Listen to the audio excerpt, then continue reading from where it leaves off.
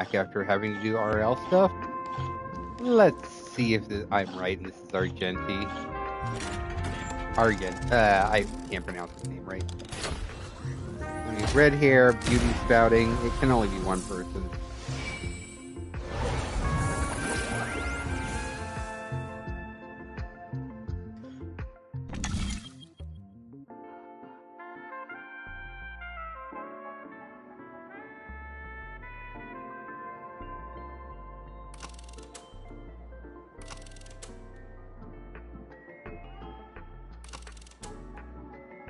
Arena 1 or Arena... Let's go with Arena 2. Arena 2.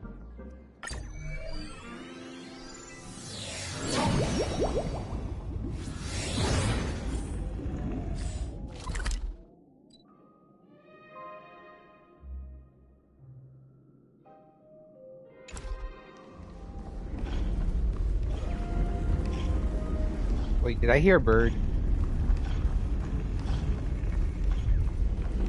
I heard a bird. I swear I heard a bird.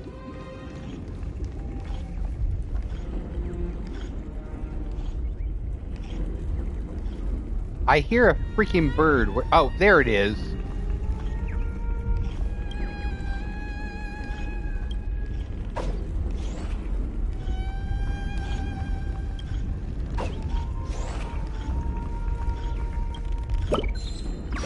Nice try.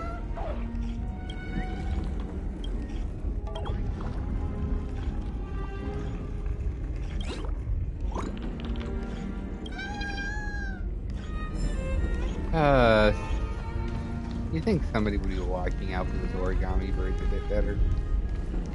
No way. I think I just saw someone. Someone extraordinary. It's Argenti. Oh no. I knew it.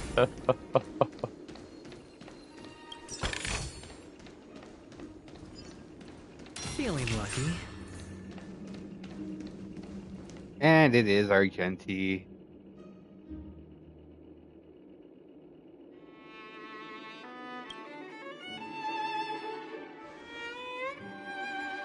Are you a knight of beauty?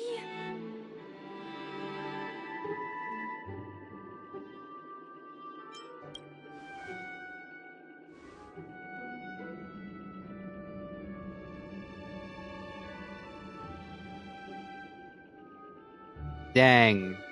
They couldn't get his voice actor for this. That sucks. I would have loved to have heard this.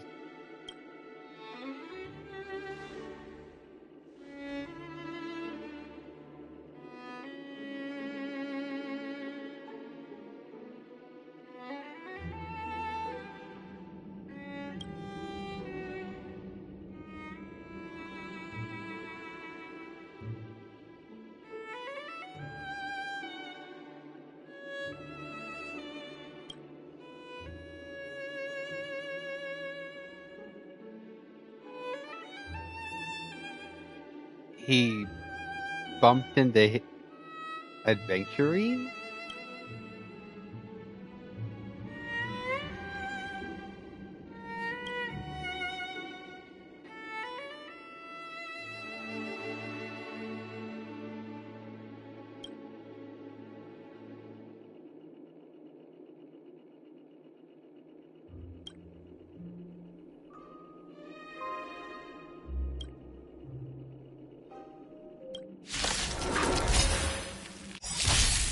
Bear witness.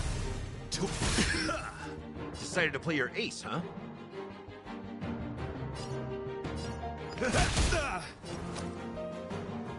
Spend freely. Christ to the chest. Sent a storm. Let the duel commence. Nice, like a good, my friends. Indulge yourselves! Put forth all your might. Watch your head. The flesh will Awaken, dormant skin. World cleansing dragon. The dice have been cast. Bust. Or maybe I'll take it all.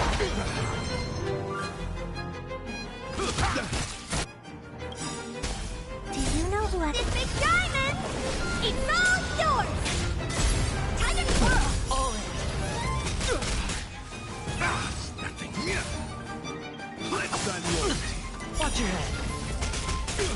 I'll play along. What are you looking at? Rise to the Time to challenge. twirl! Heaven, sir. Break!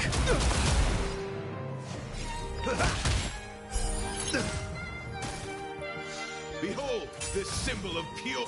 Dirty tricks, all right.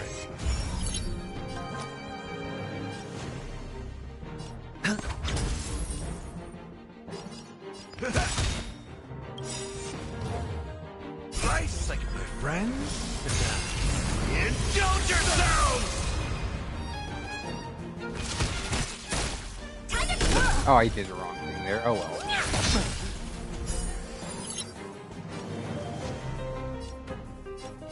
Heaven, sir. Rise! Time to twirl! All in. You're fighting a gentleman. The dice have been cast. Bust. Or maybe I'll take it all. Watch it. Do you know who I... This big diamond! It's all yours! That's all you got? Put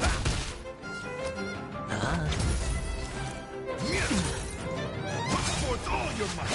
Your confidence. Time to twirl! All in. The strength.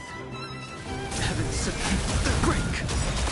Bear witness to our Awaken, dormant skin. World cleansing dragon. I won't break! Step up, let's see ya.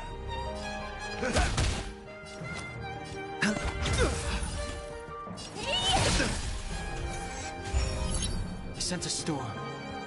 Heaven, sir. Rise! Let the duel commence. Put forth all your might. Confidence. Watch your head. Slice like a good, my friends. Indulge yourselves! Time to twirl! This big diamond! It's all yours! Rise to the challenge. Ooh, I got a trophy for that. It ain't over. I mean, an achievement for that one. The dice have been bust. Or maybe I'll take it all. The flesh wound. All in. Let's unload. Watch your head. The flesh wound. The strength.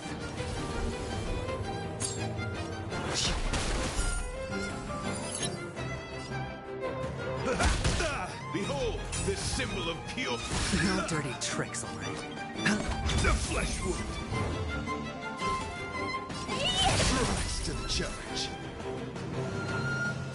Heaven, sir. Break! You're fighting a gentleman. Confess.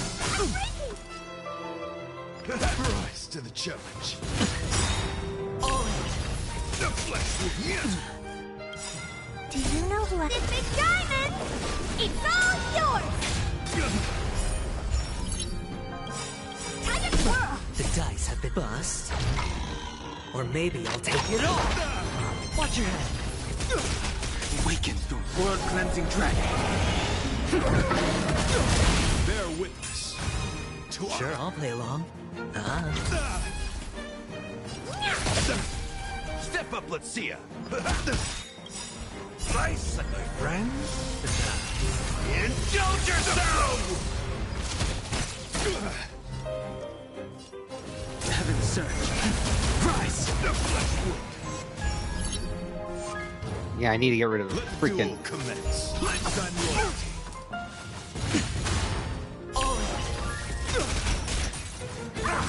Oh yeah, this fight would just be as tough Hedge your as bets. Venturing's 10-stone fight.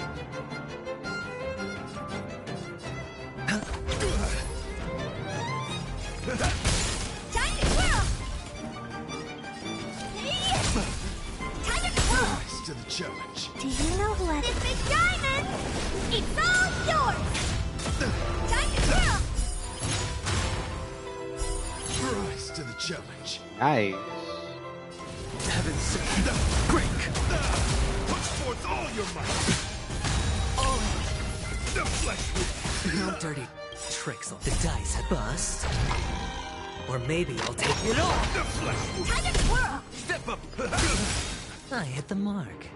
Ah, Rise to the challenge. Put forth all your might. watch your head. Behold, this symbol of pure beauty. Like a good friend. Indulge yourself! I sense a storm. The heavens set. Rise! Awaken the world-cleansing dragon.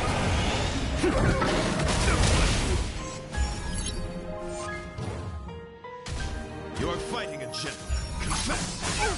All in. In the mood for another beating? The flesh wound. Nothing. Watch your head. Tiger Swirl! This big diamond! It's all yours! Tiger Swirl!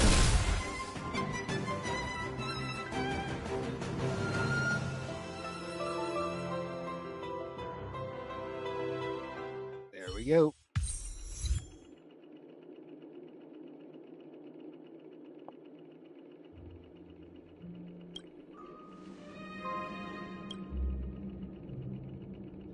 We don't have much time. May fate allow us to meet again, Knight of Beauty.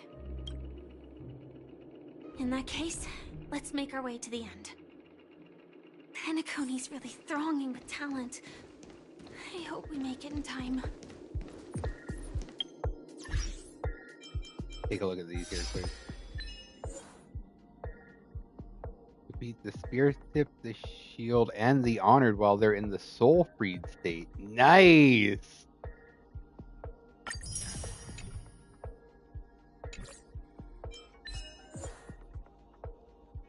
Ah, okay. Custodian of Justice.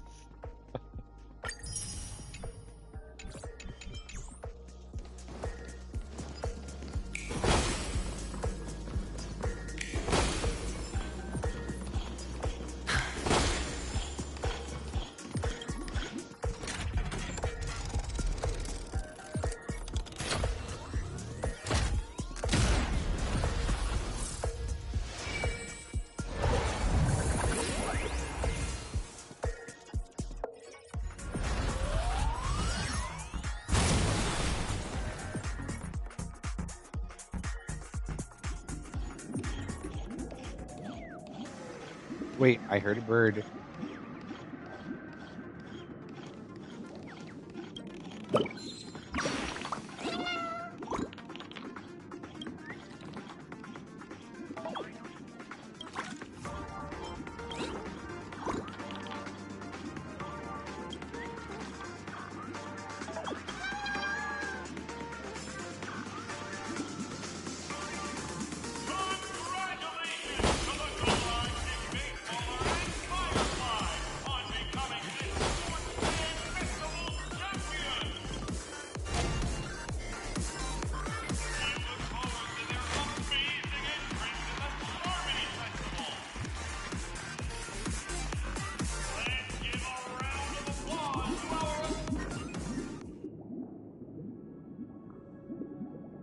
Congratulations to the both of you on becoming the best. On behalf of the organizers, extend my sincere congratulations to you.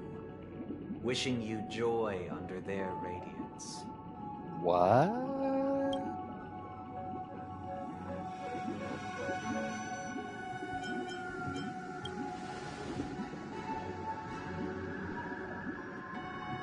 As previously promised, my sister, Mr. Yang, and I have met with the Dream Master.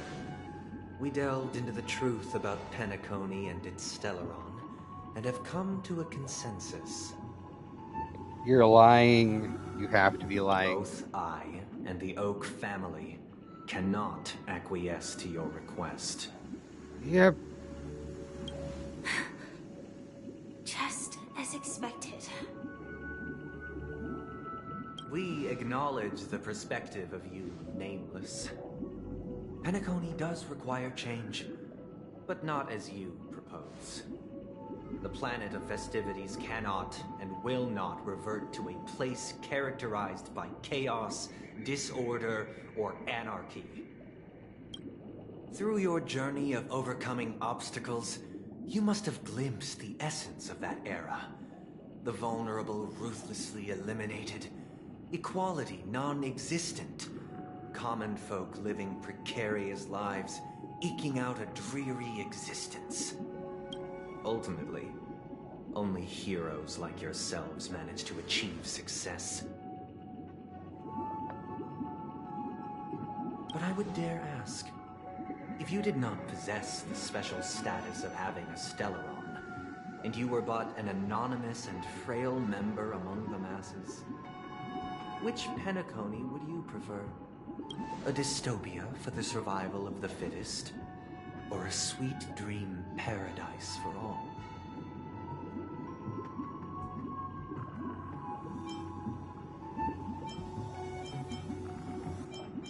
That's the thing. I don't know.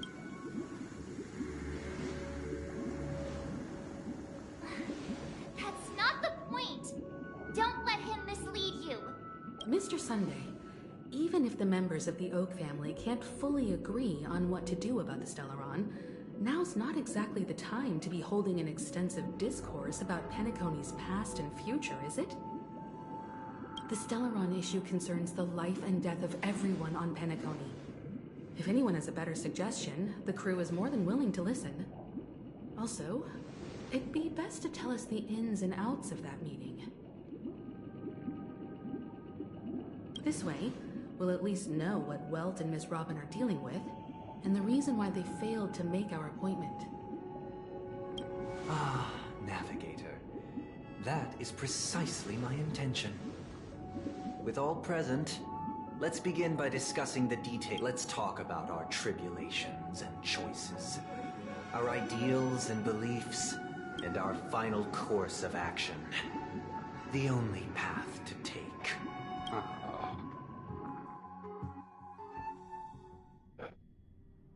Ooh, a while ago. You mean to say that for the longest time, there have been scoundrels who would use the Charming Festival that I have bequeathed to the masses as a tool to realize their ambition? Indeed, Dream Master. Once the Charmony Festival begins, the Stellaron's powers, along with the song, will be broadcast across the entire planet of Penacony. And then everyone in their dreams will be unable to awaken. This is indeed surprising to me. The dreamscape is maintained by the collective effort of the 5 families. If someone were to use the Charmony Festival to recklessly disseminate the power of the Stellaron, this individual must hold a position of great authority. Do you have any suspects? I'd like to ask, did you really not know of the Stellaron's existence? I would have never thought that this nameless... If I have offended, the Astral Express extends its sincere apologies. But the current circumstances are dire and leave no room for meticulous inquiry. We're doing this out of concern for the Dreamscape's safety. So, if you could, please alleviate our concerns. Dream Master, it's just to prove that the Charmony Festival has nothing to do with the Stellaron. If we're being overly cautious, I will return to the stage to offer tribute in song, just per the arrangement.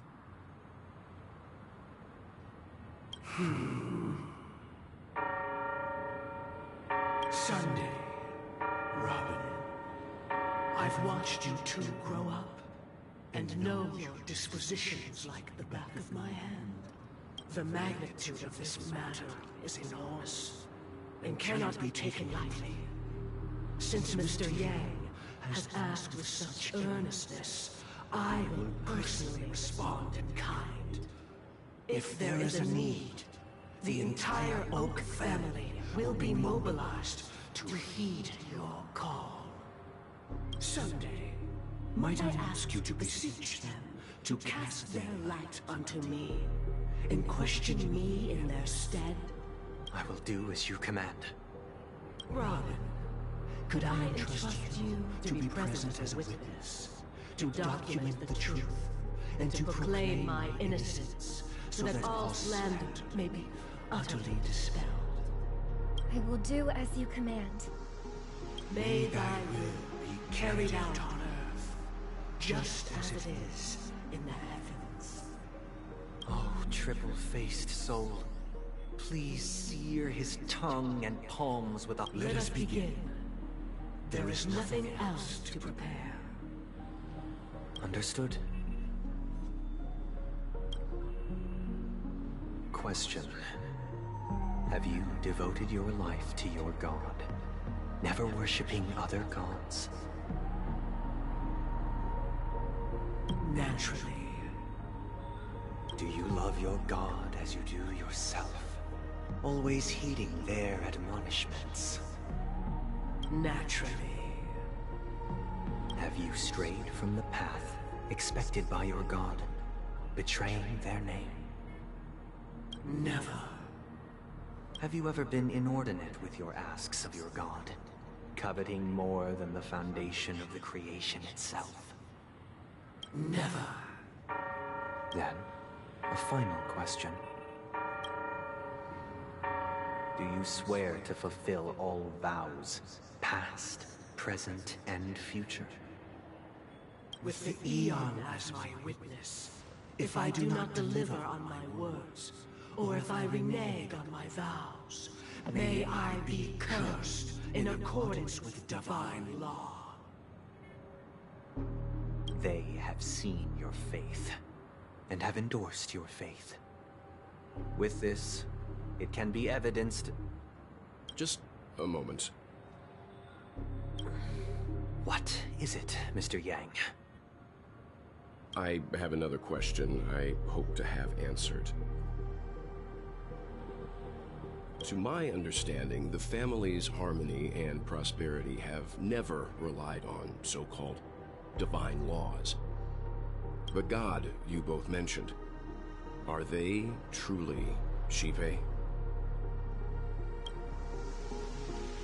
Mr. Yang should know that those belonging to the family toil together as if they were kin, embracing solidarity and unity under their light. All duplicity is laid bare before the harmony. Such a delicate and complex symphony. Which other god could perfectly harmonize this, if not for the greater one, Shibe? Ooh, this is interesting. Perfectly harmonized. Therein lies the problem. It isn't an outsider lurking in the shadows who changed the harmony, but a dissonance that has surreptitiously emerged from within this very symphony itself. In the distant past, there existed an Eon. With one flick of the wrist, they crafted the laws of the cosmos. Their followers formed the Beyond the Sky Choir, spreading solemn and reverent hymns throughout the universe. Later, they fell. The route traversed by this Eon clashed with the harmony, ultimately being absorbed and fused into it. The chorus that once reverberated across worlds fell silent, and when it echoed anew, it was transformed into the hymn of harmony. Though an Eon may perish, paths with no masters still linger. In the all-forgiving harmony, echoes of bygone dissonance may subtly arise. Mr. Yang, being overly astute can be a detriment. Especially when you find yourself alone and without allies. Yep. It's not Zipe, it's what was merged into it. So this is how it is. For the sake of our grand cause, Sunday, Please afford these two an opportunity to rest. What?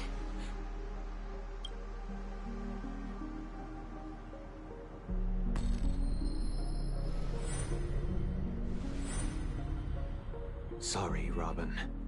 It's just you. I did not wish for you to know this. It's a pity that things have turned out this way.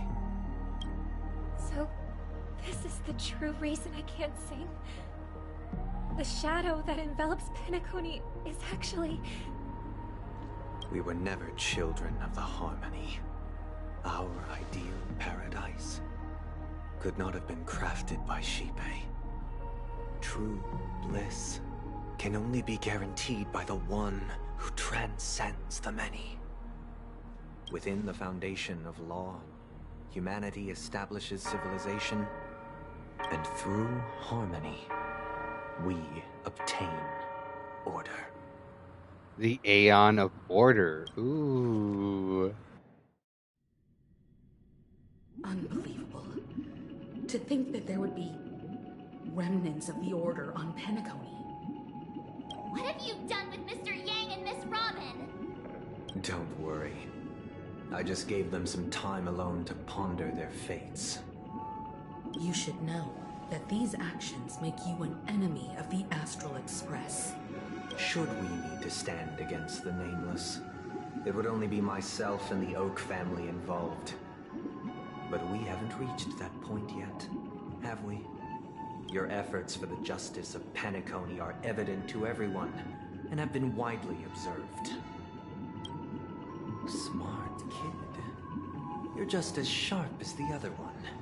God dang it, what'd I do? If it is the Order that drove you to imprison Welt and Robin, and you're using them to coerce our compliance, then there'll be no point in entertaining any type of discussion. You're mistaken, Miss Himiko.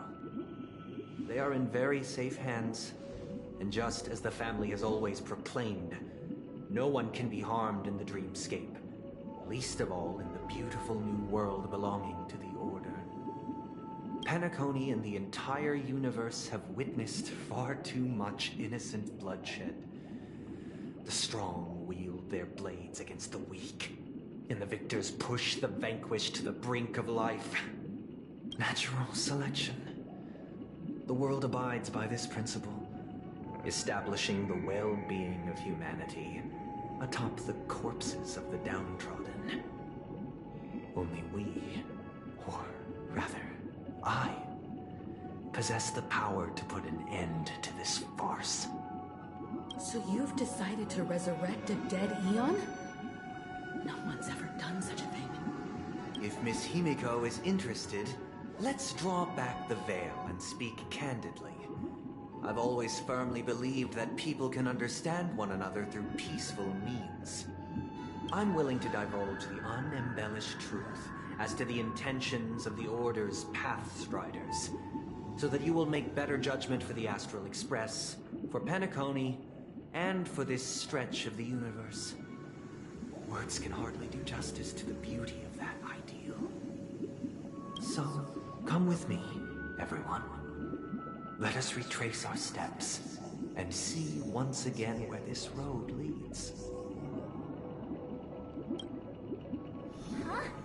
Where'd he go? Welcome. This isn't any location in Penacony's dreamscape. It's my inner world. The reason the scenery before you remains unchanged is because your consciousness has drawn on similar concepts to fill in the gaps.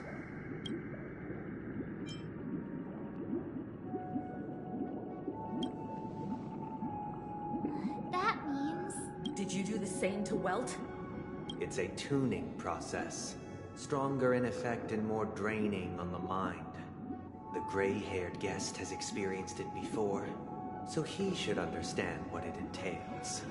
Tuning allows you to intuitively grasp my feelings, which also means that I cannot hide anything from you. Now, everyone, please look at the huge screen. The road we once took begins here. From this point on, you will witness the numerous decisions I've faced. I've selected a portion of these, I believe, after going through similar predicaments. Let's begin. The first decision. This story happened when Robin and I were very young. We were victims of the Stellaron disaster later on. Robin and I lived a time with nary a care in the world. One day, after dinner, while my younger sister and I were lounging about in Mr. Gopher Wood's yard, we spotted a fledgling Charmony dove all on its own. That baby bird was tiny. It didn't even have all of its feathers, and it couldn't sing. We decided to build a nest for it right there and then.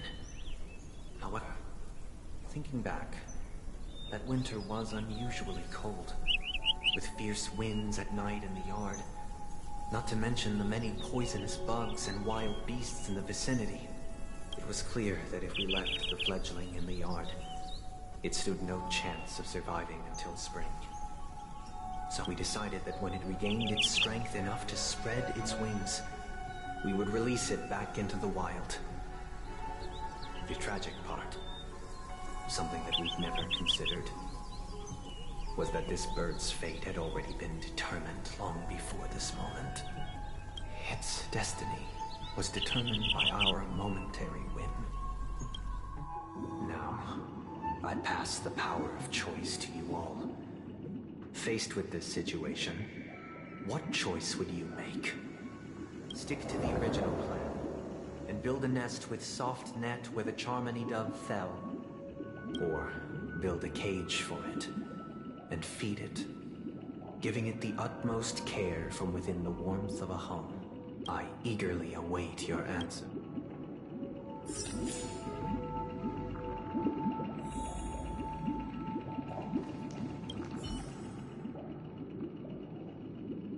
It looks like he really has no intention of... Back to the question. No special reason. I do think that a fledgling should have the right to fly.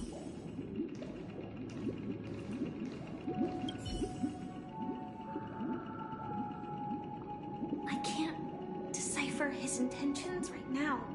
Even if I was gonna release it back into the sky, it'd have to be strong enough to fly first.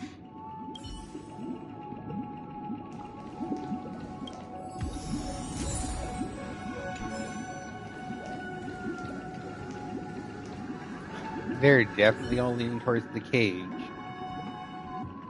What does Mark That guy think? just casually throws this kind of question at. If it were me, I guess I'd choose to build a cage for the little Charmony dove. After all, leaving it there, it's bound to... Do I go against them and build a bird nest on the spot, or build a cage? Oh, this is... On one point, leaving it there for its parents to come back are a yes. But doing that without knowing what's going on...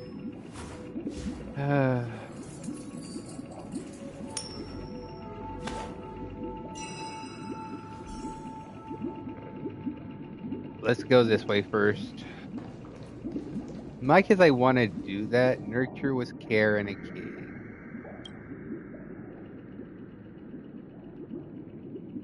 I'm happy to see that you made a choice similar to ours.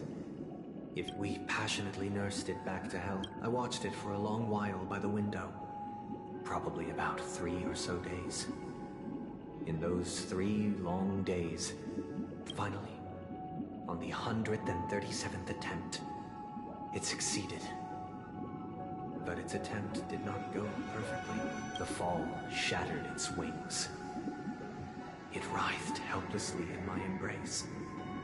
I deeply regret the choices we made.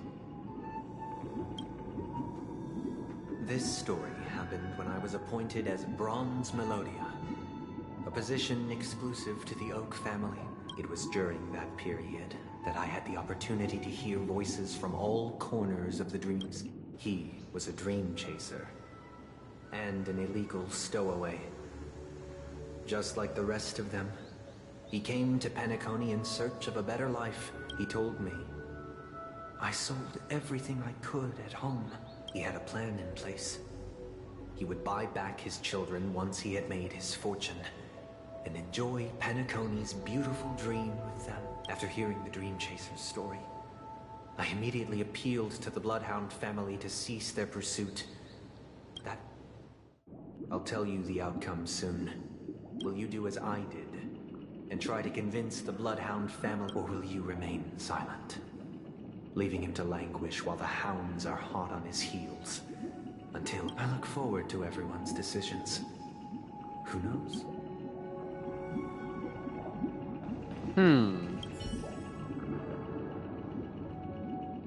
A Dream Chaser story. But what cruel repercussion would this...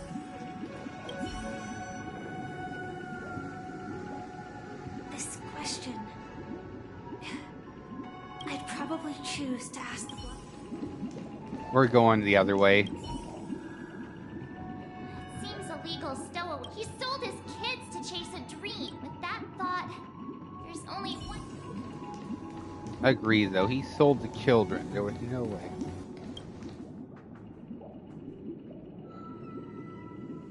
It seems you, like me, are pondering whether a different choice could have led to... Say he never gets caught. He would only die from delirium. The methods with which illegal stowaways enter dreams are unknown. Should he be apprehended? Could the hounds afford to turn a blind eye? As to your choice, I once again offer my heartfelt... And the story this time. This story happened the day I was appointed the Oak family head.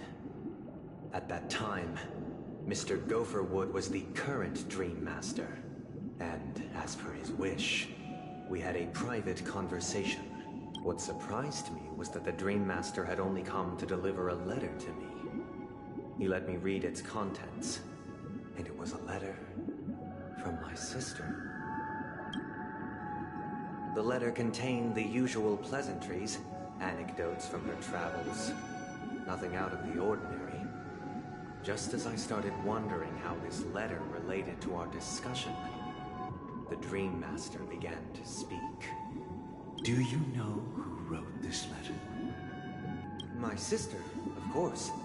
But why would you personally visit me to hand me a letter from my sister containing mere trivialities? To help you grasp the full scope of this issue. Do you know where Robin is at this moment? From what the letter indicates, she must be in Caspelina 8, correct? She's touring there right now. Correct. Has she mentioned anything about a stray bullet? A stray bullet? What? A war has broken out on that planet. It is because of this very reason that Robin chose this destination. To spread the word of the Harmony. And to save the lives of that planet. She personally made for the front lines. She hoped to ease the people's suffering with song, and was willing to brave mortal danger to deliver the IPC's medical supplies. Unfortunately, stray bullets show no such compassion. Is she all right? If the operation was successful, she should probably be recovering. By the eon above, the bullet struck her neck directly, yet possibly as a reward for her Those damned savages! Now you understand why she always wears such elaborate neck ornaments, don't you? How could this happen? It's all in the past, so please don't worry. I share this in the meager likewise. I've prepared one last question because this is merely a figment of imagination. A nightmare. Would you still support Robin's journey? Yes.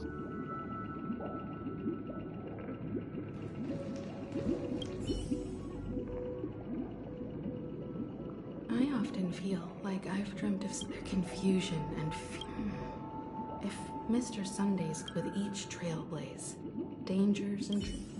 Nope, I would not look back.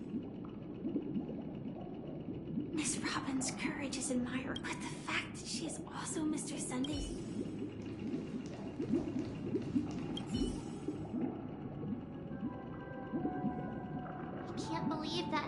to Miss Robin?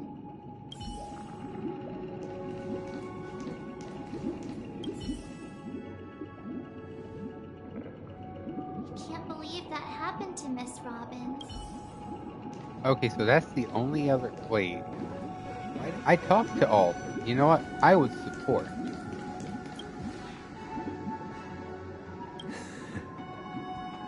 I see. I am now aware of everyone's stances. Raising these questions merely serves to illustrate one point. The plight of Penacony cannot be salvaged by the Harmony. The true foundation for a sweet dream paradise can only be established through the Order, where the strong govern the weak. I know the suffering of being tormented, the turmoil of losing your way, how sorrow, and even despair, set in when matters don't work out. All of this causes me unending pain, because this is not what happiness is at all. We must teach the weak how to live a happy life. And this life isn't some noble propriety that the upper crust preaches, but in definitive terms, a way of survival that belongs to everyone. So what is your definition of living a happy life? Good question. Human consciousness is fundamentally an illusion, a cage known as self-worth. People lured in by this illusion make mistakes, yet still ask that external influences bear the burden. When one mistake after the next permeates the masses, they become impossible to trace. Thus, the amassing of these individual cages culminate to form a prison, a place dictated only by the rule of survival of the fittest. Nature is always accompanied by predation and sacrifice. Its antithesis is known as order. That is what I want to do. Unite people's happiness under the banner of order. They won't need to make bitter choices any longer, nor face the weaknesses of humanity. They can cast aside their primal instincts to build a haven for mankind. Simply describing thoughts is far too abstract, so allow me to provide a simple example. As you all may know, there are societal norms like weekends and long weekends that exist on some worlds. During these hard-earned rest days, people are given the chance to extricate themselves from the stresses of everyday life, allowing a certain tranquility to return to their souls. And it is only on these days that people do not have to adhere to the law where the strong prey on the weak. They can live out their lives happily during these brief intermissions. It's just a pity that 2 or 3 days are still too fleeting compared to the span of a lifetime. From where I stand, society's ideal system should be 7 rest days. Following Sunday, there should ensue a second, a third, and indeed an infinite procession of Sundays. This should be the face of the new world. Idyllic, eternal, peaceful days. And thus, every person can return to their base selves in this utopia. Some gaze in reverence at the stars, pouring their whole beings into calculating the distance between us and the isolated world of Pagana. Meanwhile, some seek refuge in quiet corners, holding one another, unencumbered by the chains of unwelcome obligations. There would be no need to bear the hardships of reality. Only in this way can humanity face the inevitable end with the purest of spirit, living a life of dignity. This is what it is to live in bliss. Miss Firefly, you who are stricken with entropy loss syndrome, you of all would surely understand this.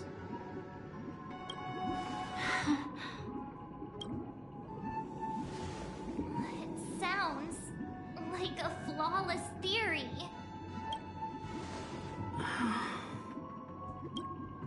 But what is the price to attain all this? The cost is minute, merely a personal and eternal sacrifice. If this paradise is to be maintained for everyone, someone must remain trapped in solitary awakening until the end of the cosmos. Awakening. Which means that this so-called paradise is still a dream. Stepping into this paradise means forsaking reality, correct?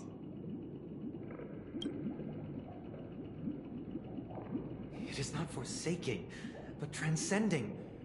Flesh, blood, sorrow, weakness.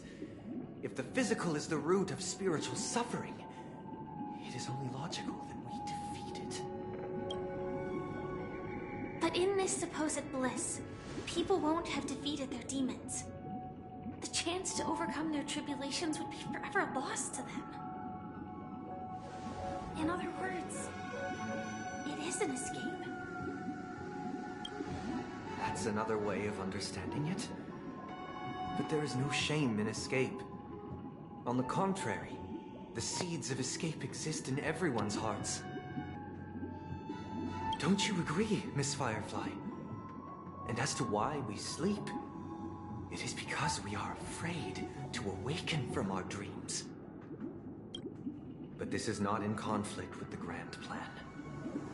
Only in acknowledging this can we truly understand the frailty of human nature, and from there, show compassion and protection.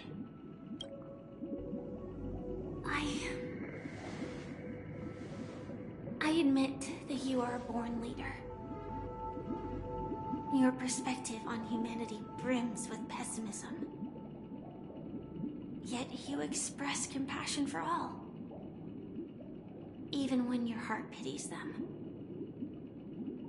But unlike you, I live for the self. From my perspective, individuals making choices for themselves is their birthright. The want to escape may be innate in the weak.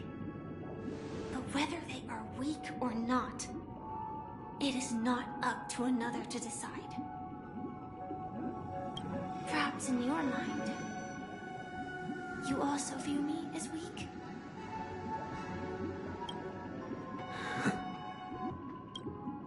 Because I don't think so.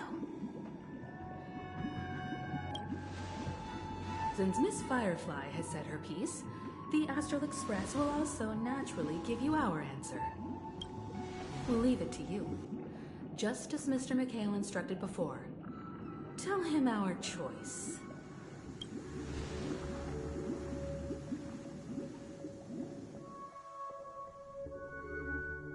Not long ago. What is this place?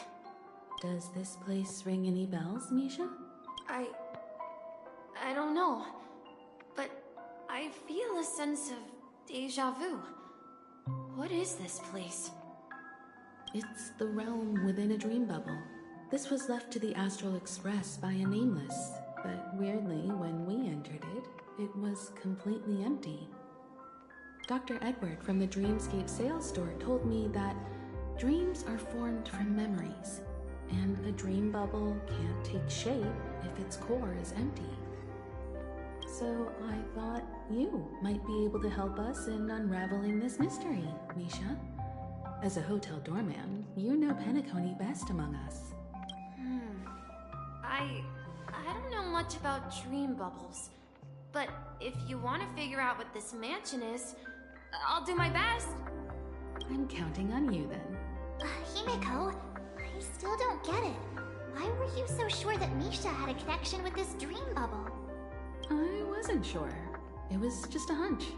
But since Misha feels familiar with this place, my hunch might be correct.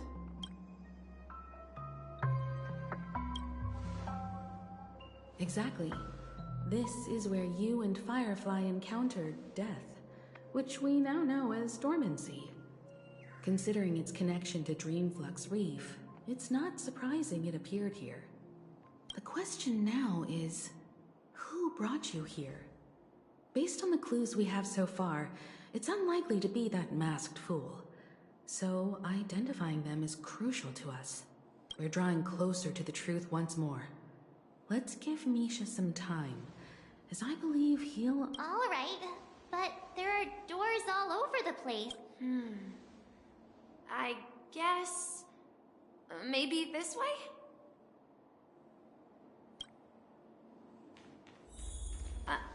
I'm not entirely sure, but... let's give it a try. Wait, you managed to choose the right door on your... Weird. This place is quite different from the hotel. But I feel like I've been here before, and even lived here for a while. If I remember correctly, there should be a fireplace down that hallway. Clocky and I used to sit by the fire, listening to the crackling of firewood. And the room on the other side was the toy room. I loved spreading out all the toys from the box on the floor and making up stories for each of them. Hold on. This doesn't make sense. Didn't I grow up in Dreamflux Reef? So, what is this place? This could be a case of amnesia. Don't worry, Misha. It's common for everyone to forget certain aspects of the past. Those memories haven't vanished. They're just lying in the depths of your mind. We can surely get them back. Since this place seems familiar to you, why don't we explore a few more rooms and see if you can recall anything more? Yeah, then let's check out the rooms I just mentioned.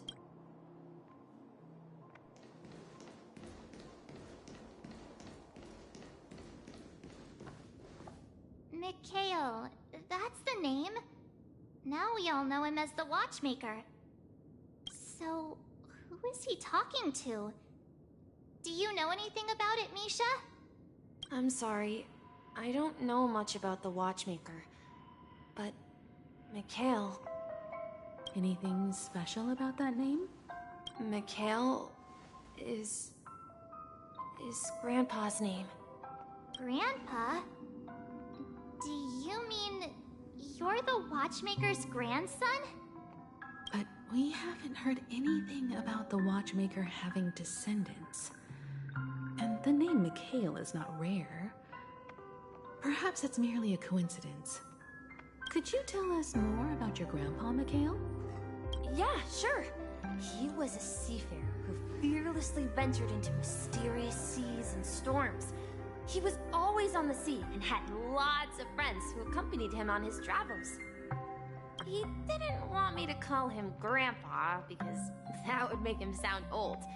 He believed he was still young.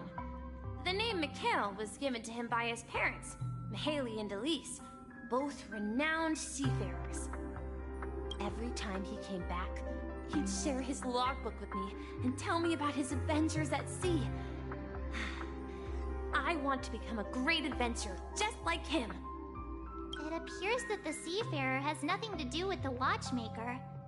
So, perhaps it's just a coincidence? No. So, where is your grandpa now? He went off on a new journey, and it's been quite a while since I last saw him. So, where has Clocky gone? Did he leave to protect Dreamville?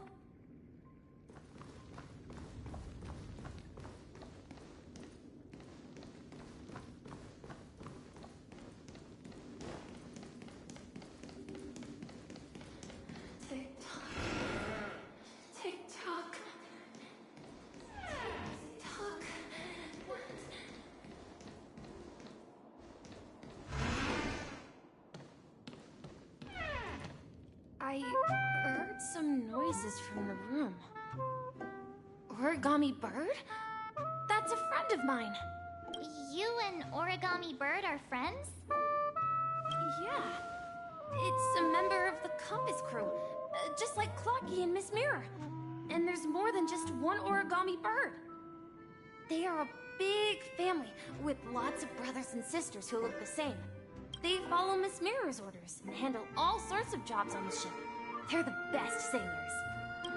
Sailors? Can Origami Birds be sailors? Could you tell us more about the compass, Misha? The Compass is a ship bound for the New World. Clocky and his partners travel through layers of fog to the depths of the sea. Whenever there is danger, Clocky will use a compass and guide the ship in the right direction. That's a great story. But in the Penacony cartoon, Clocky and his partners have always lived in Dreamville and never ventured out, right? Huh? Oh, that does seem to be the case. Weird. I clearly remember Clocky arrived in the New World in the end. Perhaps Clocky has a hidden past. I think I hear the sound of water. You once mentioned there's a magnificent fountain up ahead.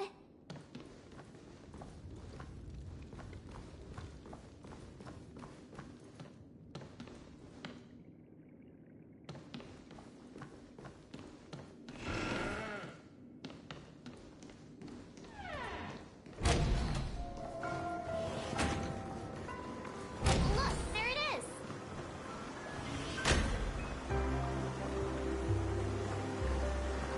The water resembles a precious jewel, embedded in the dreams of all seafarers.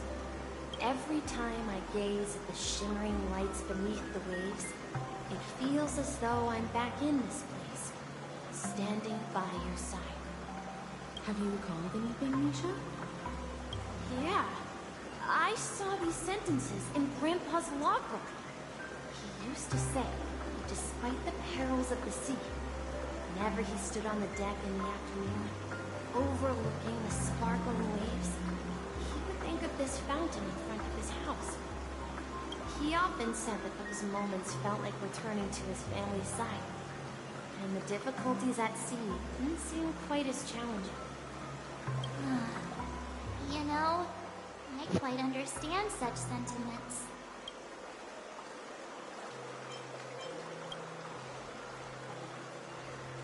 Hey, don't tease! I was just... Perhaps every adventurer far from home carries a fountain within their soul. Even though the other side of the sea remains shrouded in the unknown, the fountain in front of his house serves as a compass. Yeah. While Grandpa was at home, we would stand by the fountain and place the compass, a toy boat that I made, into the pool. Back then, I would ask him when I could go on adventures like him, and he would always laugh and say I was still too young.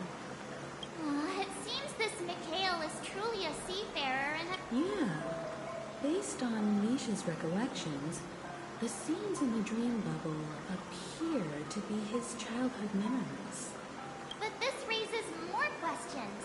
According to Misha, he was clearly born on an oceanic planet and led an ordinary life, with no connection to Penacony at all. Could this be some sort of metaphor?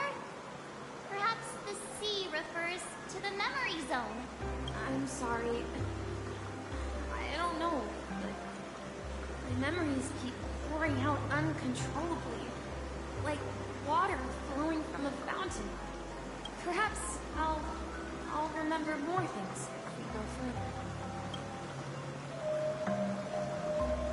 I wish to share your burden. We're going to the opposite side, right? No, we should turn left here. Huh? Something feels different about this place. Ooh, This the is it. unopened door. I remember this corridor. Up ahead is Grandpa's study. It was in that room that I saw him last time.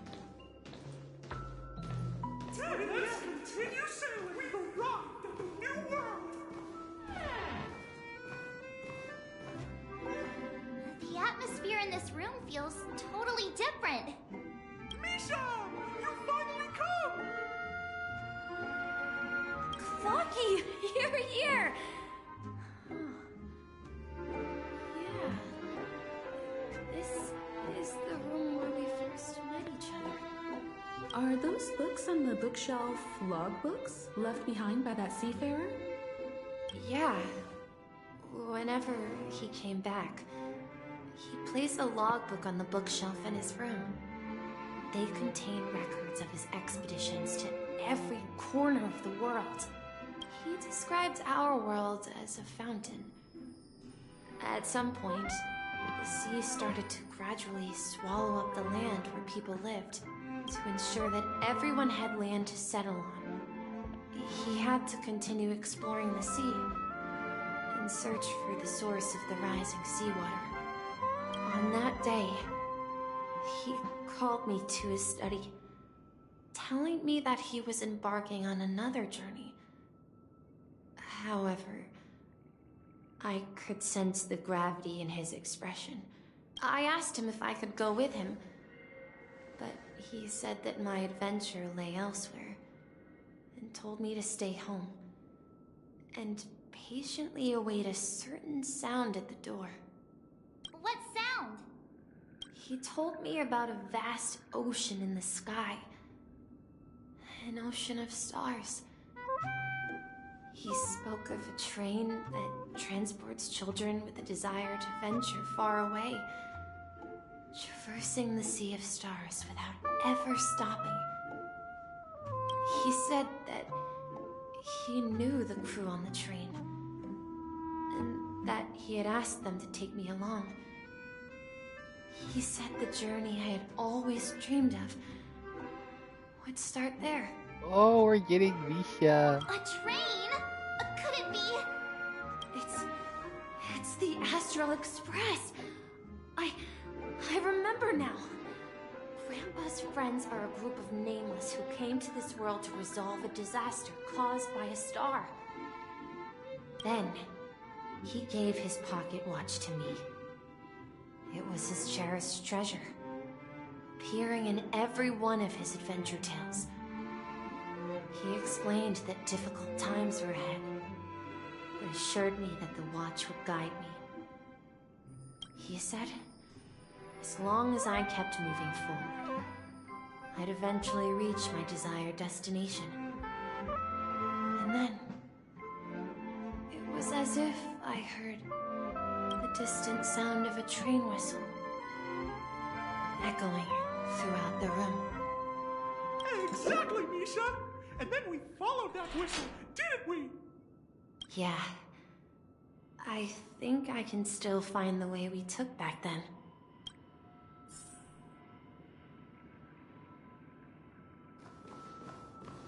This is the dream jigsaw, right? So we're supposed to find the egg. Do you remember? You said you obtained a mysterious...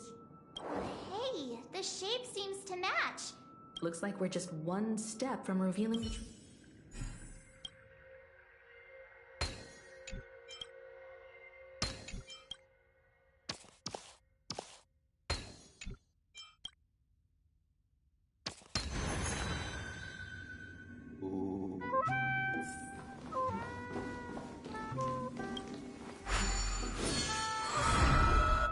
This is it.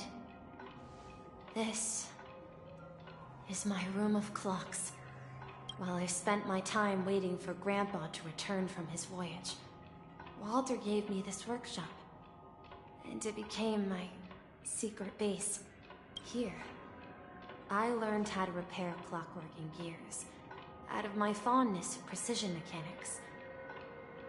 In my dreams, I was the captain of the compass, embarking on adventures with my companions, Clocky and Miss Mirror, in search of the new world. I was born and raised here. So, this building in the dream bubble is your childhood home? Yes, but not exactly. To be more precise, this dream bubble itself is my home. Looks like you've remembered everything now. Wait. Why does it feel like everyone else knows something I don't?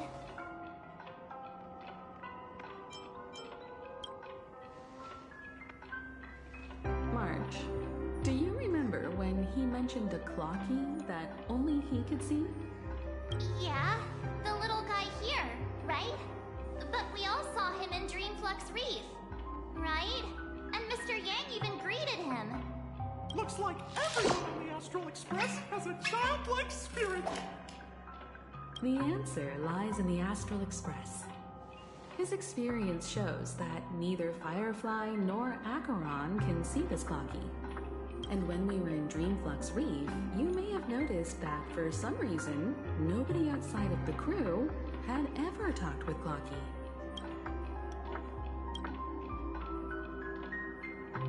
A mimetic life that can only be seen by a select few.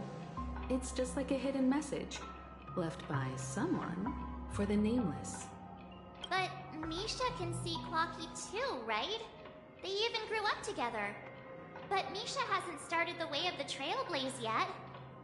That's the key to the mystery, March. Now, take a moment to recall. Have you ever seen anyone outside of the crew interact with Misha? Holy crap. Wait. No way! That's the answer, March 7th. This dream bubble is the place where I was born. And I'm a dweller in this dream. Whoa. Just like a memory zone meme. I should have stayed here and waited for you.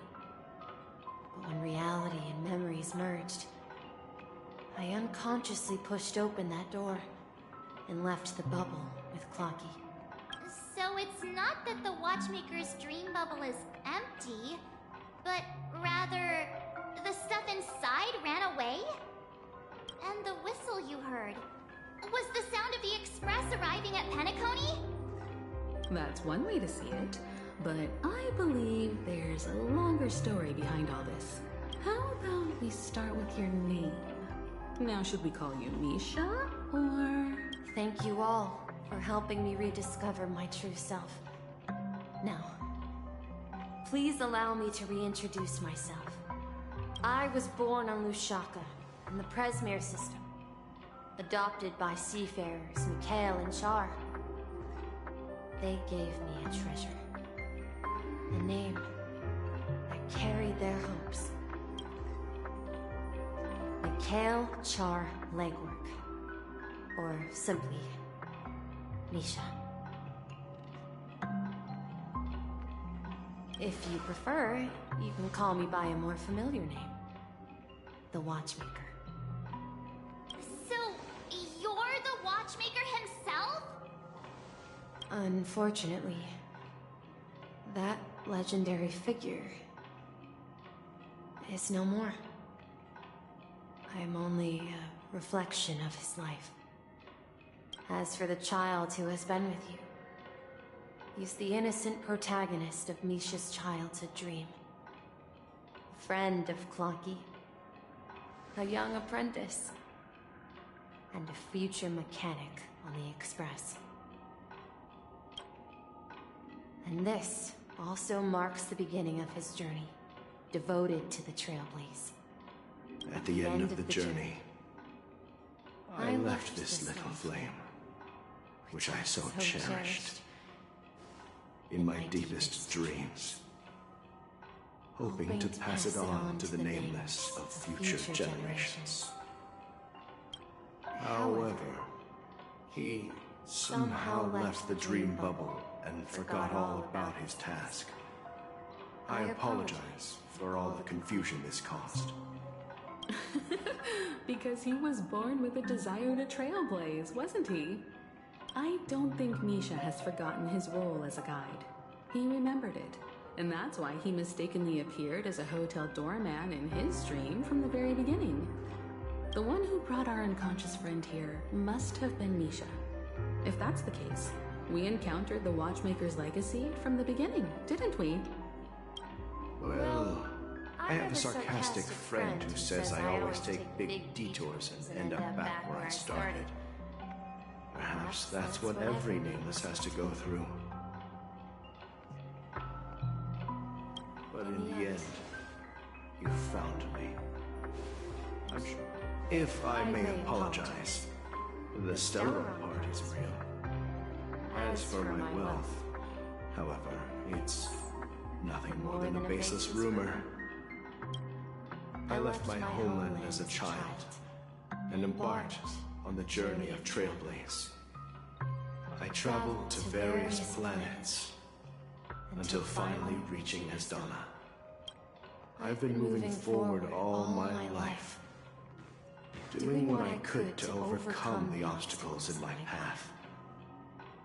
But ultimately, my journey reached its end, and I left behind no possessions worth entrusting.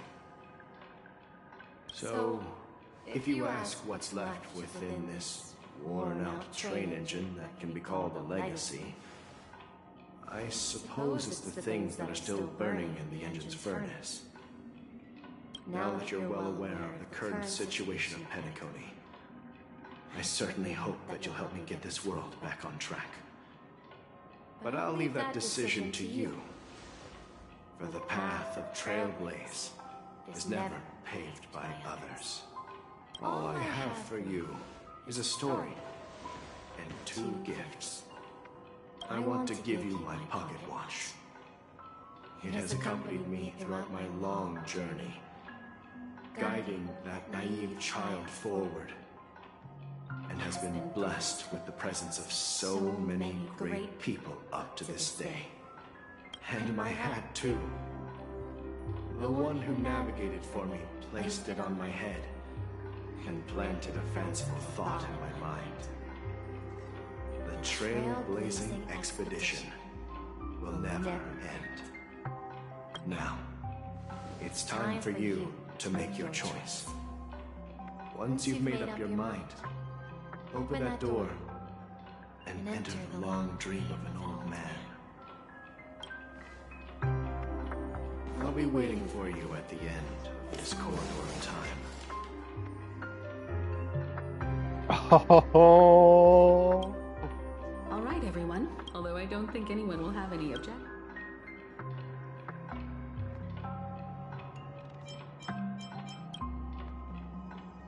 Of course. We've come this far. In that case, it's unanimous. Then let's proceed together to the end of this street. Just make sure there's nothing in here. I don't think so. I think I got everything my first time in Penacony.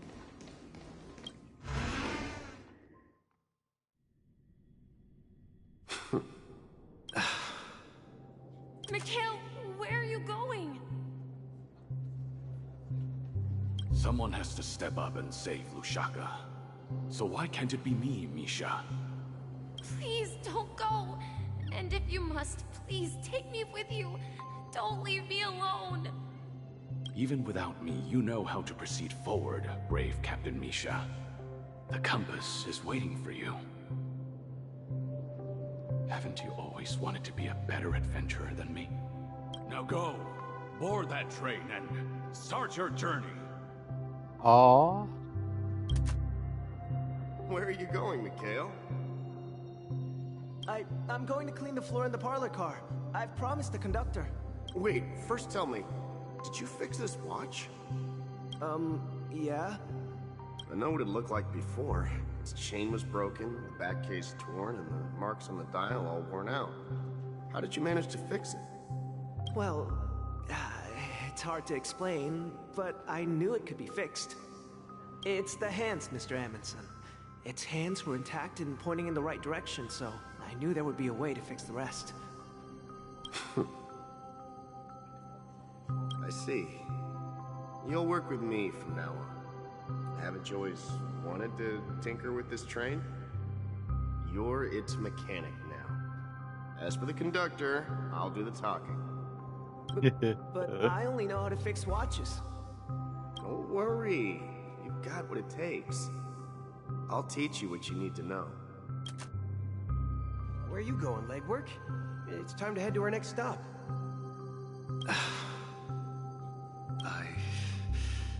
I'm staying in Astana with Rosalina and Tiernan. I see. This place reminds you of home. The people of Astana have only achieved a tiny victory, and still have a long way to go towards true freedom. Hanunu needs us. Don't worry, not all journeys lead to the stars. Even if I leave the Express, our path of Trailblaze will continue. Yeah. I knew you wouldn't stay on the Express forever. Leave in peace, my friend. And, take this with you. This is Mr. Amundsen's hat. But why? When he departed, he said he would leave it to his best student. Well, I suppose the time has come. Farewell, legwork. Take care of Tiernan and Rosalina. And don't forget to write to us. Where are you going, Watchmaker? Don't worry, Micah. Just going on a little trip.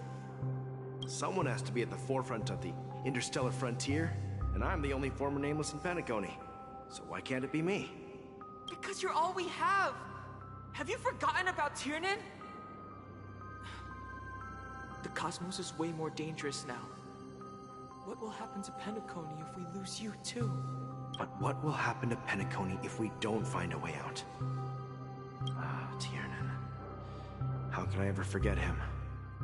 I've spent countless sleepless nights asking myself why I didn't go with him back then. We Nameless won't stop. Don't worry, Micah. It's just a matter of getting back to my old profession. Just wait for me to come back. But if, and it's a big if I don't come back in one piece, then you'll become the next Watchmaker. Where are you going, old man? Oh, you're here. Answer my question. What are you up to? Relax, Gallagher. I just came up with a great idea. Wanna hear it? Oh, come on. Aren't all your ideas just ways to get yourself killed? I may be blunt here, but you're the last remaining hero in Penacony. If you die too, the secret of the Stellaron will go to the grave with you. Yes, I'm afraid there's no way out in Penacony, so I'll have to consider alternatives beyond Astana. We'll organize a festival using the Watchmaker's legacy as a facade, and send invitations to the entire cosmos to gather people here. So, a desperate struggle against the family? Desperate? Don't we have you here, my friend? This task is challenging, but what hasn't been challenging for us along the way? Well, whatever you do, remember, make sure to send an invitation to the Astral Express. Misha! Where are you going? Oh, it's you, Clocky. Take me to Dreamflux Reef. Last night, I had a long dream about the day we met. He died. Write it down? Why? Oh, so I won't forget it. Do you remember how you got your name, Clocky? Of course! You told me that when you were a kid, you lived in a room full of clocks. Those wall clocks and pocket watches grew up with you and were your best friends. Yes, but what I didn't mention was there's a funny misunderstanding behind it. I was a kid, and there was always a special pocket watch in my memories. It was with my grandpa, guiding him on his sea voyages and leading the way in his every adventure story. I wanted to have a pocket watch like that too. And that's when you appeared in my dreams. Yeah. Every night, we boarded the compass and set sail together. But you know what? It wasn't until the day my grandma gave it to me that I realized it wasn't a pocket watch at all. It was a compass. So, your name should have been Compassy. And the watchmaker is just a nameless. Aww. We've arrived at Dreamflux Reef. So, where to next? You know, Clocky, I don't think I'll be going anywhere else.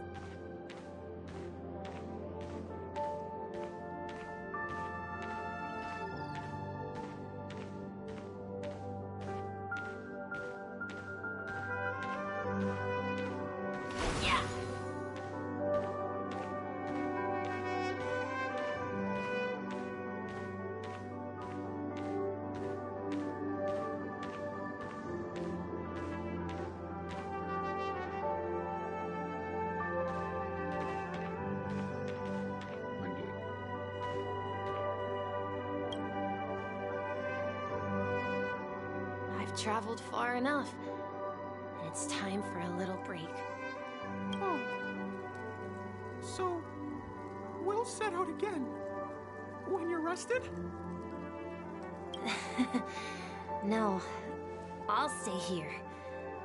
And then, this is where it ends. This is where it ends? What do you mean, Misha? You told me that the trailblazing expedition would never end. Yeah, that's what I said. So now, it's up to you to decide your next destination. My next destination? What's that supposed to be? I've been following you. Misha? You're acting weird today. If you're feeling down, we can just do what we usually do. With the clockwork. No, I'm not feeling down. As for clockwork, yeah, it resolves all problems in this dream. Oh? So, do you know what clockwork actually is? I'm not quite sure. Well, everyone gets lost at times. They may hesitate and doubt which way to go. That happens in this dreamscape and beyond. But don't worry. Everyone goes through moments of uncertainty and hesitation. Eventually, they gather the courage to make bold decisions. Whether it's calming, joyful, angry, or sad. All they need is a little nudge to take that step toward where they truly belong. I'm leaving that little nudge with you, and I hope you'll share it with others. Such is the essence of clockwork, the will of the Trailblaze. Clocky's hands spin around non-stop, indicating confusion, frustration, and weakness. But ultimately, people still need to move forward. Just like your hands, always pointing ahead. This is where my journey ends. From now on, it is your path to walk. Trailblazing means taking paths your predecessors forswore, and venturing even further. The Penacony and Mikhail's dreams. does not belong to Order.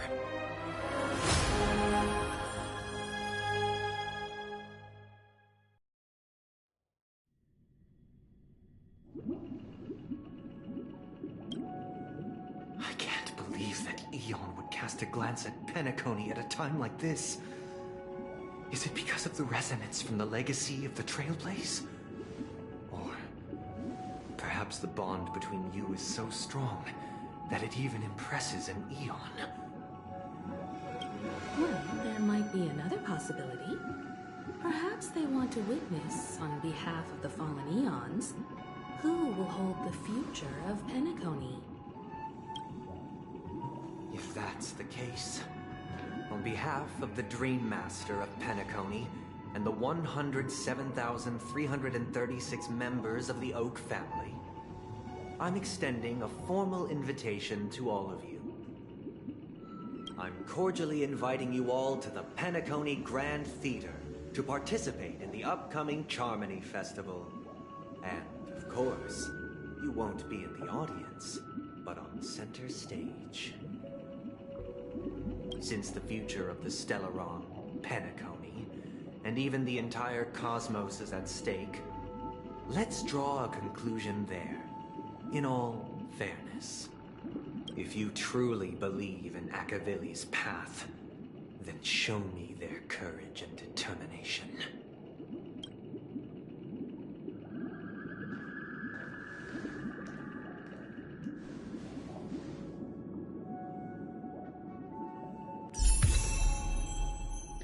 Yay! Harmony Trailblazer.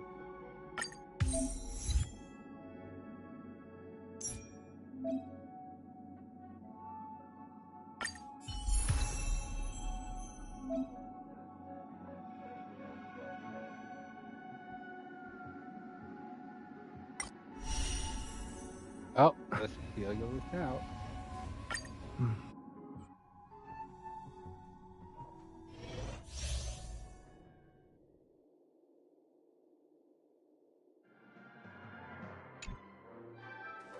Please stay tuned. Please stay tuned. Ha!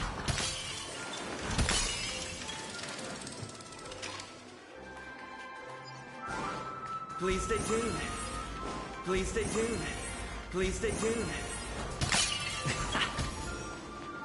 We need a strategy.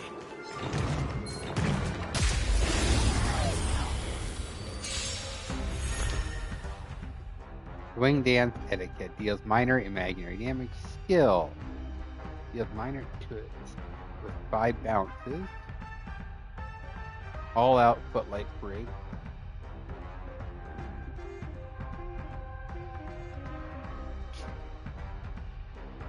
Okay, cool. Time to test our rapport. Let's improvise.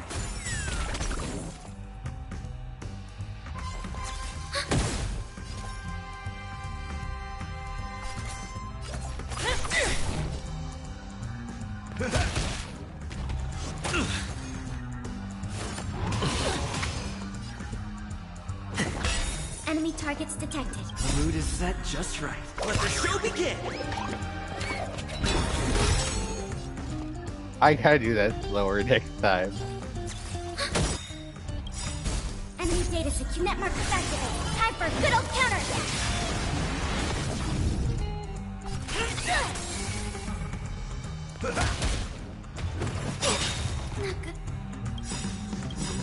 Order of the Ten execute the Marastruck!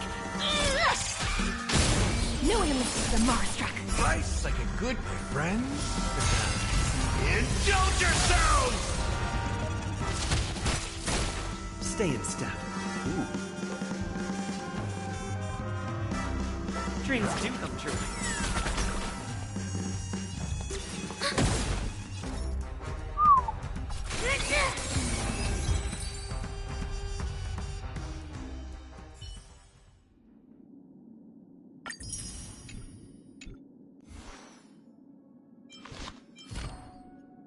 Okay, what do I need to upgrade them all?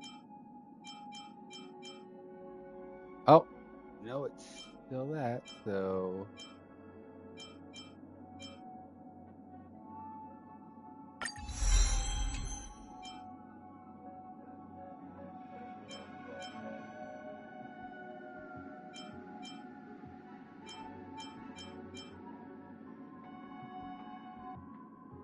Before our paths diverge, savor the shared journey. Before our paths diverge, savor the shared journey.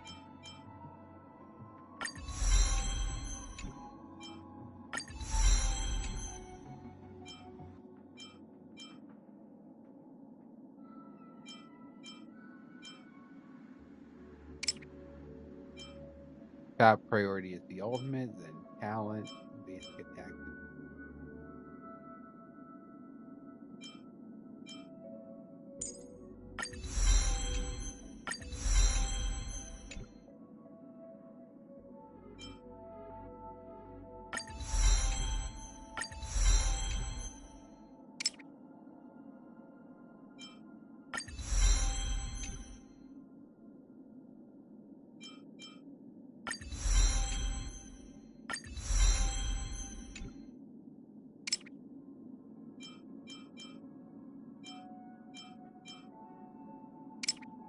Huh.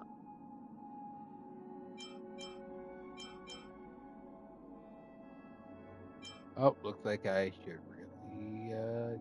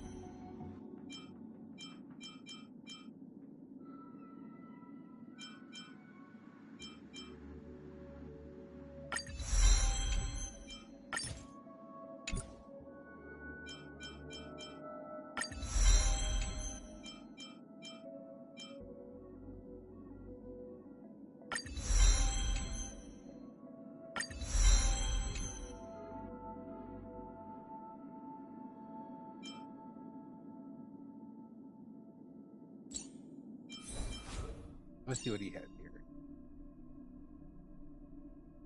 Oh, and after using skill right away, recover a skill point. Nice.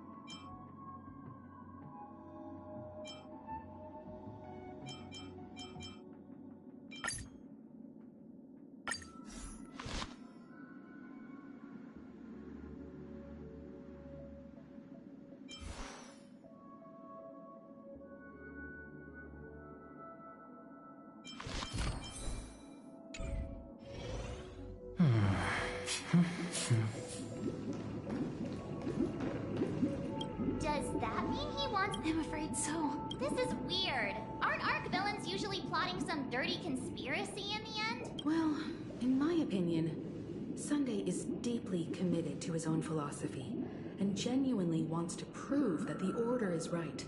I sensed a strong conviction and a desire for dominance in him. Maybe he won't accept the outcome unless he wins fair and square. That's why he'll give it his all in the upcoming battle. Yeah, you're right. We've even dealt with a Lord Ravager of the Destruction, so a follower of the Order won't be a big deal. Anyway, we can't leave the Stellaron unchecked. This is about trailblazing a bright future for Penacony and fulfilling Mikhail's and his predecessors' long-cherished wishes. Now that we've taken up the mantle, we can't afford... However, the same applies to the Order. Their plan didn't materialize overnight. And they have the profound collective consciousness of the planet of festivities behind them. A desire to dream. To slumber and escape reality. All those hidden emotions have given birth to the sweet dream of the Order. They've harnessed the will of an entire planet to create an Eon. This confrontation is far more complicated than a simple power struggle. To secure Penacony's future, fighting on the stage alone is not enough. What do you mean? Are you not coming with us? I believe Firefly is trying to say that she's heading off to another battle.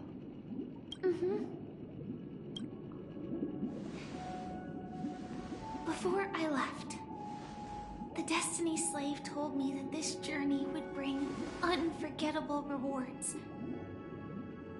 Even though the script he gave me only had a few lines, I couldn't ignore them. Because one of the lines said, "I'll experience death 3 times in the land of the dreams." 3 times? This can't be serious, right? The first time was a painful death when I was stabbed by the Blade of Dormancy, which led to all subsequent events. The script will always come true, but in a way that will only be revealed when that page is turned. So now I've understood the meaning of my second death. And I am prepared to face it. If all goes well, my efforts will provide crucial support for you. Only by achieving victory in this battle can we secure a future for Penacony. And only then, my third and final death won't come true in the most terrible form. The most terrible form? Does that mean... The true death, where everyone in Penacony loses themselves completely in the eternal sweet dream of the Order. We must do everything we can to prevent that. Have you made up your mind, Firefly? Yes. Otherwise, I wouldn't be here. Thank you again for your assistance for the Astral Express. May we meet again, in reality. Yeah. Farewell, everyone. May your trailblazing expedition never end. Oh, here we go.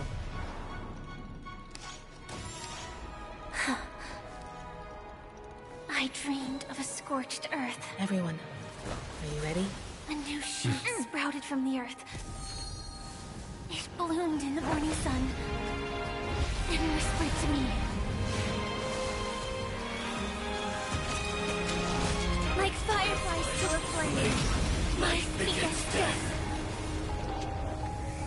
May we meet again in reality.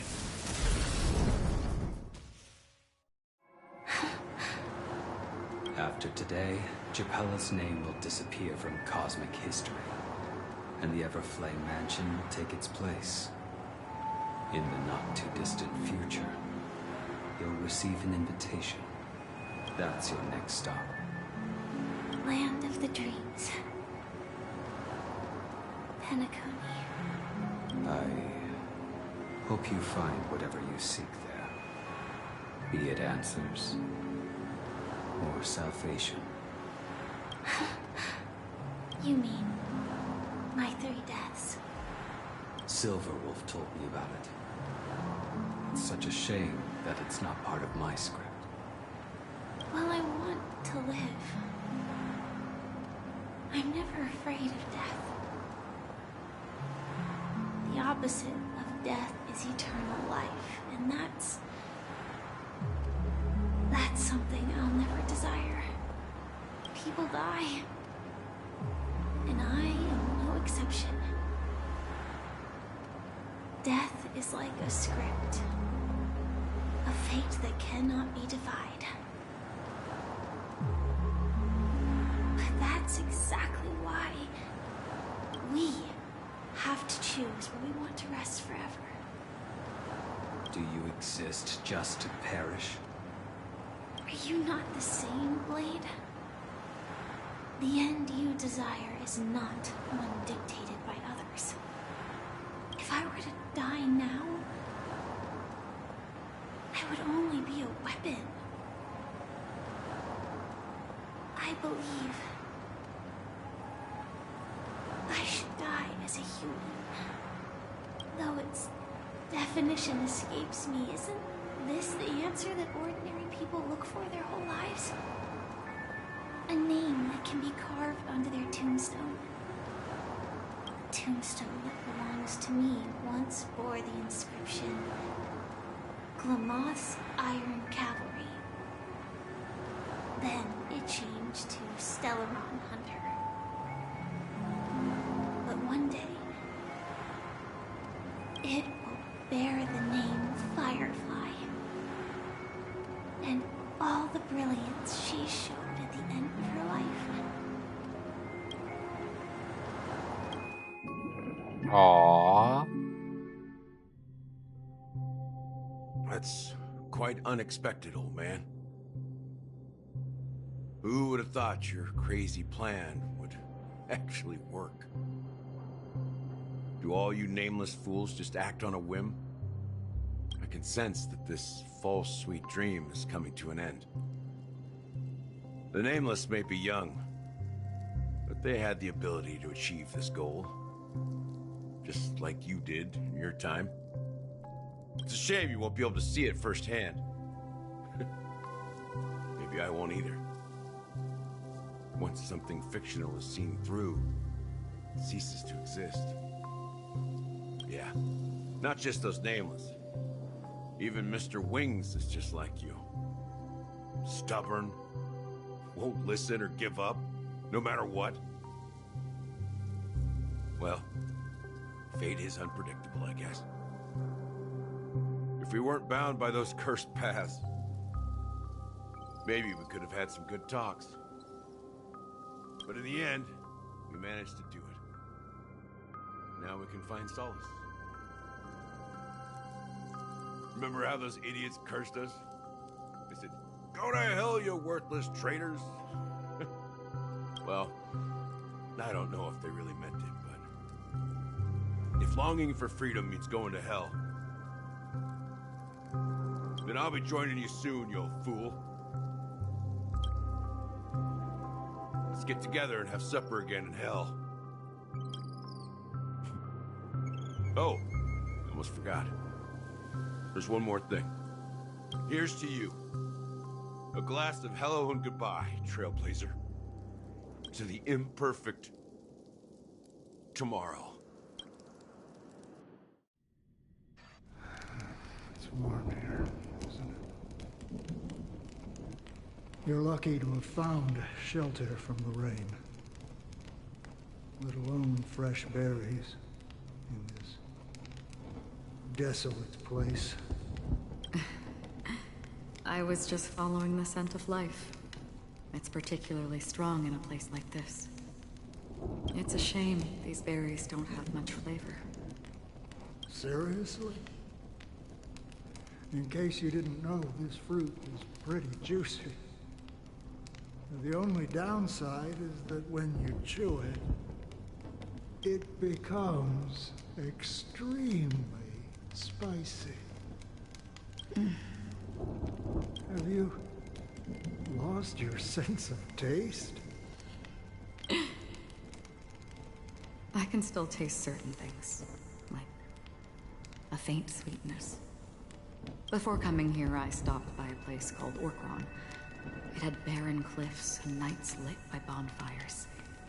Burgundy snow would fall from the sky, and when it landed on my tongue, it tasted like raspberries. The flavor wasn't exactly sweet, but it left a lasting impression. When I think back on my past, I realize that what's tying everything together isn't the big events, but rather these small yet unforgettable moments. Don't worry about it. Losing oneself is a reality that every self-annihilator must face. At least I haven't completely lost my senses and memories yet. Well, congratulations on adding another footnote to your journey. By the way, are you always alone? No, I had a companion in Orkron. She's a short, nameless girl who aspired to explore IX. She always said she'd walk a path deeper and farther than Akavilis.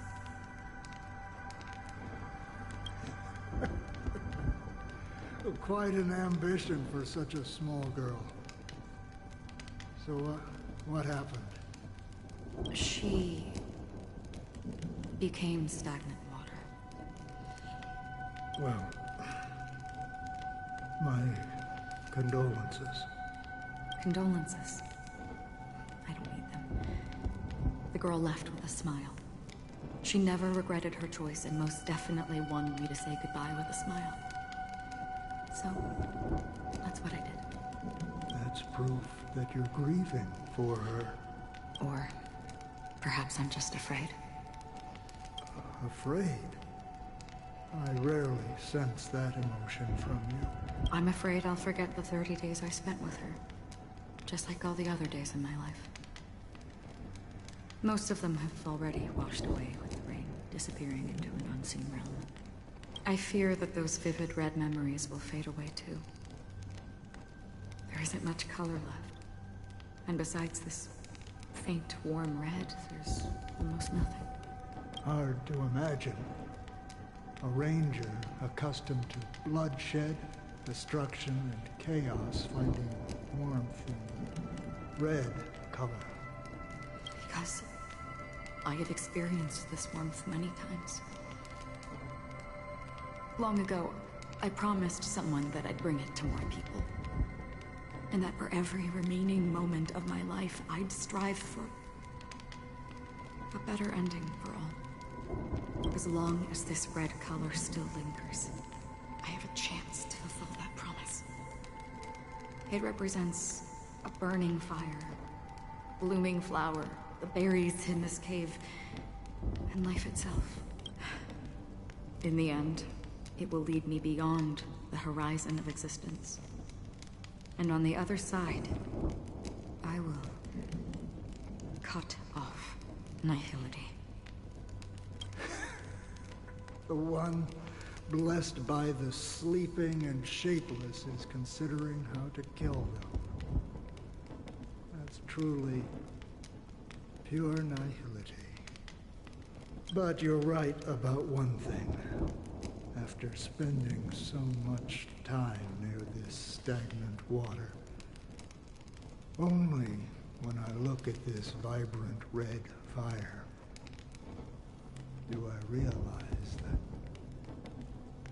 I'm still alive. When will this rain ever stop? Perhaps when the sorrows of the departed have finally quieted down.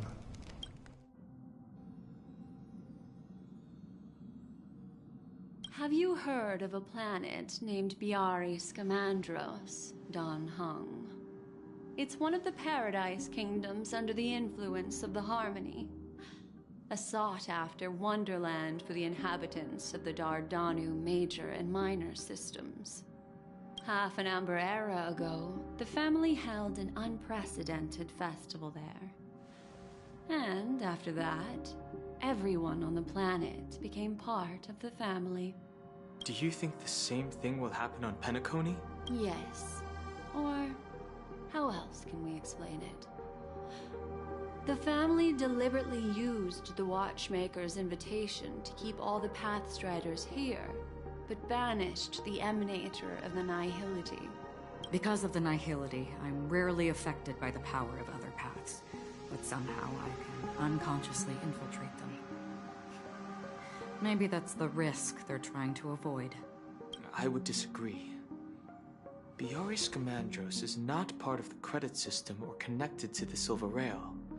It's nothing more than a remote civilization sheltered by the Harmony. But Penacony is different.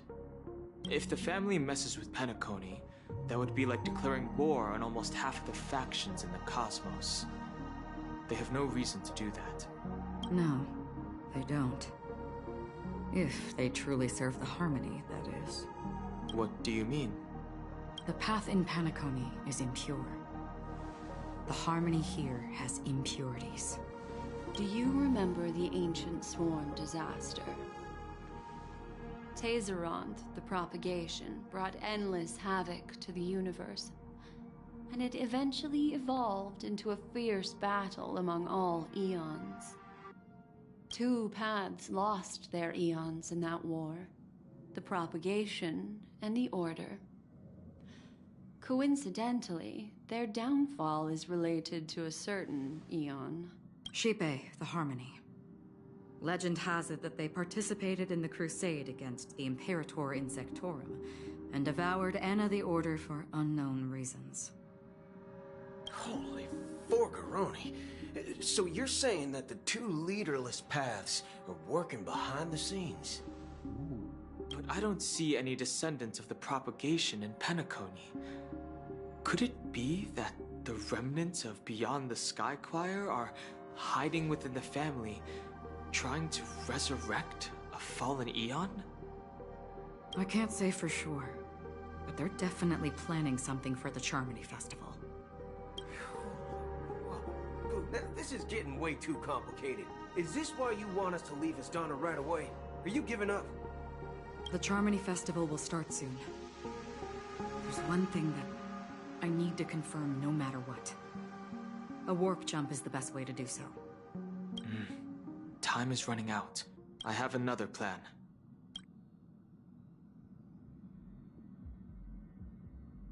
Hold on. Are you thinking of using the Jade Abacus of Allying Oath? Exactly. The assistance from the Lawful Cloud Knights would be enough. Think it over carefully. You can only use that once in your lifetime. I have considered it thoroughly. My companions are... they're also once-in-a-lifetime treasures. Ho ho ho!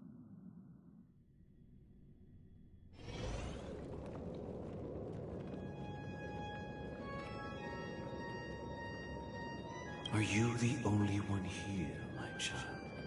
Okay. The Nameless is quite the diplomat. Our secrets have spread like wildfire within the family. And IPC starships are gathering towards Astana. This is a crucial moment for us. So, where is the chosen one who harmonizes the varied sounds? What do you mean, Master? I'm right here in front of you, aren't I? You know, she was supposed to be the star of the Charmony Festival. In our plan. But the plan has changed. As her brother, I know she doesn't want to sing for the Order. So I'll take her place. You've always been wise beyond your years. I'm sure you understand the consequences of your choice. If you consider this a betrayal, well, there can't be 2 suns in the sky. I'll step up and take down the other sun if necessary. Do you believe in karma? If karma exists, then everyone has their own karma. You have yours, and I have mine. And my karma has nothing to do with you, Mr. Gopherwood.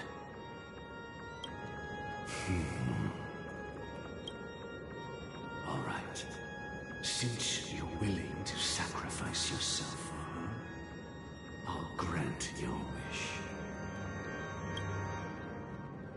Well, the compromise came sooner than expected. Why? You and your sister were born as twins of the Order. And one of you is destined to follow this path to the end. Is this part of your plan? Of course. You're still as clever as you were when you were a child.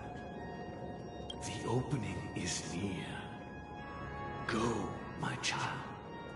Seize the power of the harmony and reveal your karma. I have one final question, Master. Why did you choose to bring the Order to Penacony? Wouldn't it have been better to choose a desperate world instead of a city filled with hope and dreams? Why? It's for justice, my child. If we lose justice in our hearts, we'll make the same mistake as the Harmony did. So, it's not you who manipulates the dreamscape with the Stellaron, but... Well, that's where our conversation ends. Go ahead. The 107,336 souls of the Oak family have dreamed of this moment too many times.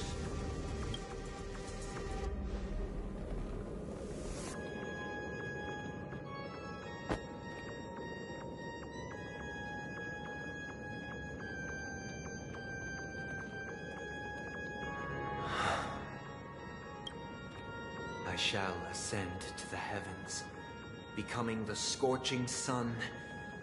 Bathed in my light, my people shall flourish, while all evil shall be eradicated. What the heck? This is the interior of the Penacony Grand Theater. It's quite exhilarating to be flushed into the air by Soulglad. But why is the venue... And not only that, the entire theater is eerily quiet.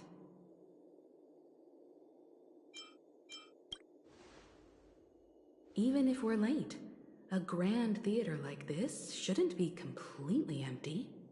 Let's explore around. Be careful, everyone.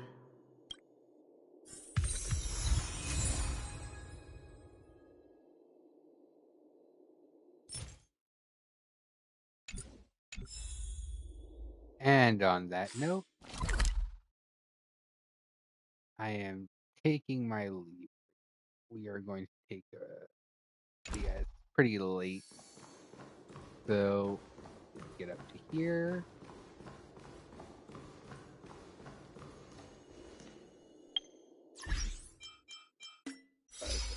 Oh, wow.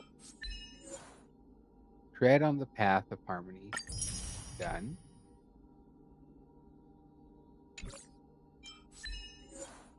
Inherit the legacy.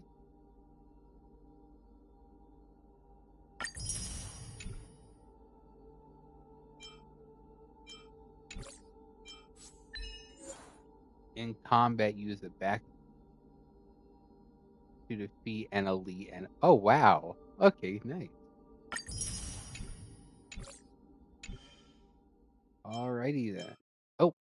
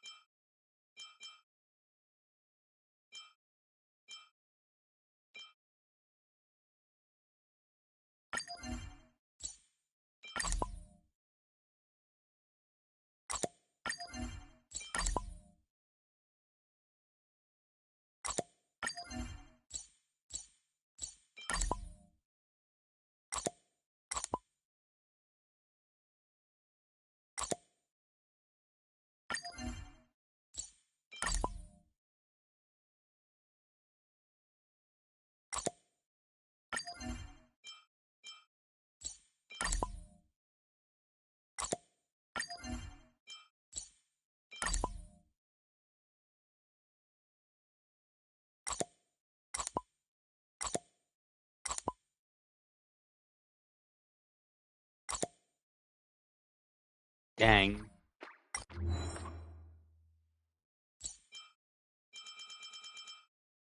Oof. So close to that too. Oh, and there's still one more. Oh, wow. Oh, that's it for now. Oh. Daily check-in claim. Reward code. Reward code. Gotta still do the Robin collab yet, but I'll do that later. Wait, what is the mission? Oh, okay. Oh. Ooh, a signature trick. Oh, I want to go deal with that, but at the same time, I don't.